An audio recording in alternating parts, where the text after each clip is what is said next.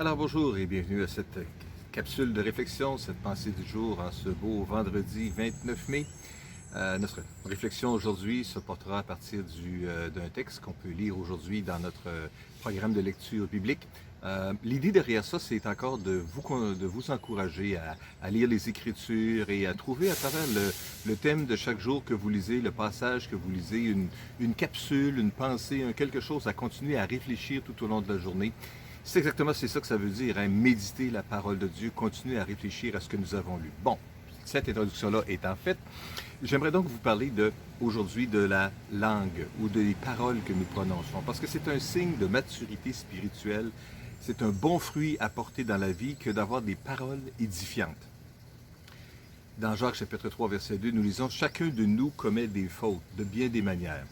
Et celui qui ne commet jamais de faute dans ses paroles est un homme parvenu à l'état d'adulte, capable de maîtriser aussi son corps tout entier. » C'est tout un défi donc.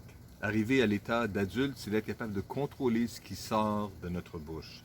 Au verset 9, nous lisons « Nous nous en servons, en parlant de la langue, nous nous en servons pour louer le Seigneur, notre Père, et nous nous en servons aussi pour maudire les hommes, pourtant créés pour être ceux qui lui ressemblent. De la même bouche sortent bénédiction et malédiction.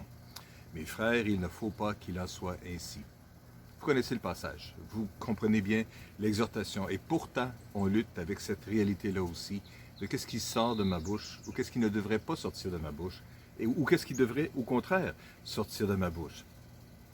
Ce que vous dites et ce que vous ne dites pas sont tous les deux importants. Ce qu'on dit et qui devrait être édifiant, c'est important que ce soit dit pour édifier les autres autour. Mais ce que vous ne dites pas ou ce que vous ne devriez pas dire, ce que nous ne devrions pas dire, est aussi important. Une parole saine, une parole édifiante, ce n'est pas seulement de dire les bons mots au bon moment, mais c'est également de contrôler notre désir de dire ce qu'on ne devrait pas dire. C'est quoi les exemples de qu'est-ce qu'on ne devrait pas dire? Bien, j'ai quelques exemples que je pourrais vous donner de mauvaises paroles. Par exemple, répandre des fausses rumeurs sur quelqu'un, c'est des paroles qui ne devraient pas se trouver dans notre bouche. Abaisser les autres ou dénigrer les autres autour de nous, ce n'est pas des paroles édifiantes. Se vanter et montrer comment on est grand, puis qu'on est bon, puis qu'on est fort, puis qu'on est intelligent, ce n'est pas des paroles qui devraient sortir de notre bouche. Manipuler les autres, exagérer les faits, mentir, se plaindre, etc., etc., etc. Avant de parler, on devrait se demander, est-ce que c'est vrai? Est-ce que je suis sur le point de dire, est-ce que c'est nécessaire? Est-ce que c'est bon? Ça va faire du bien à l'autre personne? Voilà des bonnes réflexions à faire. J'aimerais, en terminant cette pensée du jour, enligner tout ça avec la grande préparation que nous sommes en train de faire pour ce dimanche qui vient, dimanche de la Pentecôte. Pasteur Jean-Frédéric est en train de préparer un message sur la puissance du Saint-Esprit et l'importance du Saint-Esprit dans notre vie de tous les jours.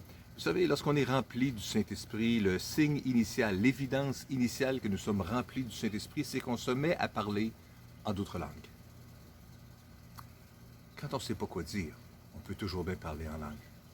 Et même si notre intelligence ne comprend pas ce qui se dit, l'Esprit de Dieu à l'intérieur sait à quel point on est en train de glorifier Dieu, intercéder en faveur des saints, comme ça le dit dans les Écritures, utiliser un langage céleste qui passe au-dessus de notre intelligence, qui n'est pas capable, par sa grandeur, notre intelligence, de contrôler ce qui ne devrait pas sortir de notre bouche. Bien, on peut au moins, lorsqu'on est rempli du Saint-Esprit, utiliser le langage céleste que Dieu nous donne pour être capable de prier, de louer Dieu, d'intercéder. Et sans aucun doute, ça, c'est des paroles qui sont édifiantes. En cette fin de semaine de la Pentecôte, je vous encourage juste à ouvrir votre cœur et à laisser le Saint-Esprit vous remplir. Comme on souhaiterait être rempli de joie, comme on souhaiterait être rempli de paix, que vous soyez remplis de la puissance du Saint-Esprit aussi, et vivre la plénitude du Saint-Esprit et découvrir la réalité de pouvoir parler en d'autres langues et ainsi avoir des paroles édifiantes à prononcer. Est-ce qu'on peut juste terminer en priant ensemble? Seigneur, je te remercie pour cette journée, je te remercie pour cette opportunité qu'ont mes frères et mes sœurs de pouvoir se tourner à nouveau vers toi aujourd'hui et te demander, implorer, comme me disait Pasteur Jean-Frédéric hier, Seigneur, te demander, chercher, frapper à la porte afin que tu puisses nous remplir de ton Saint-Esprit. Fais-le dans chacune de nos vies. Nous te donnerons à toi seul la gloire, notre Père, dans le nom puissant de Jésus. Amen. Allez, bonne journée. Que Dieu vous bénisse. Portez-vous bien.